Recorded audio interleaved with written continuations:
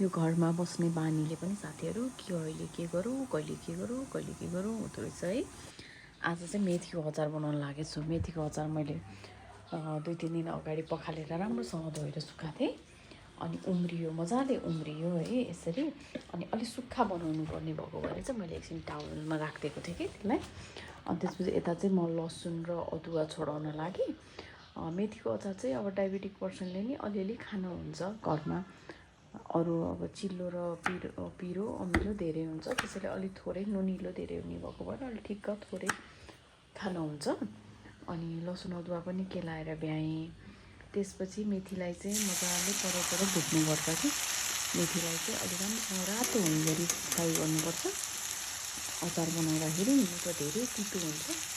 अनि यसरी बनायो भने चाहिँ बिग्रिँदा पनि बिग्रिँदैन, ढुसी पनि आउँदैन। यता चाहिँ मसला रेडी गर्दैछु। थोरै मसला चाहिँ मसँग पहिल्यै थियो, त्यही भएर अलिअलि मात्रै टिमुरहरू यसो सफहरू अलिअलि राखेर अलिकति पुग्दैन कि जस्तो लागेर भुट्न थालेँ। अनि मेथीलाई पनि मजाले तेलमा मजाले भुटेँ। एकछिनसम्म भुट्नैपर्छ, रातो हुन्जेलसम्म भुट्नुपर्छ। त्यो तेल चाहिँ माथि नआउन्जेलसम्म भुट्नुपर्छ कि अब अहिले तेल तल छ नि हो, त्यस्तै गरी त्यो तेल चाहिँ माथि नआउन्जेलसम्म भुट्नुपर्ने हुन्छ। अनि अदुवालाई मजाले फ्राई गरेर निकालेँ। अलि रातो रातो बनाउनुपर्छ अदुवालाई पनि। अनि त्यसपछि लसुनलाई फ्राई गर्न थालेँ। लसुनलाई पनि रातो रातो बनाएर निकाल्नुपर्ने हुन्छ। अनि यसरी बनाएर खानु मेथीको अचार एकदम मिठो हुन्छ है, हेल्दी पनि हुन्छ। रेडी हुन चाहिँ 1 महिना जति टाइम लाग्छ। अघिको मसलालाई चाहिँ मैले पिसेँ। अनि पहिलाको आँपको अचार बनाउँदाखेरिको मसला पनि थियो कि मसँग। अचारको मसला अब प्रायः सबै एउटै नै हुन्छ।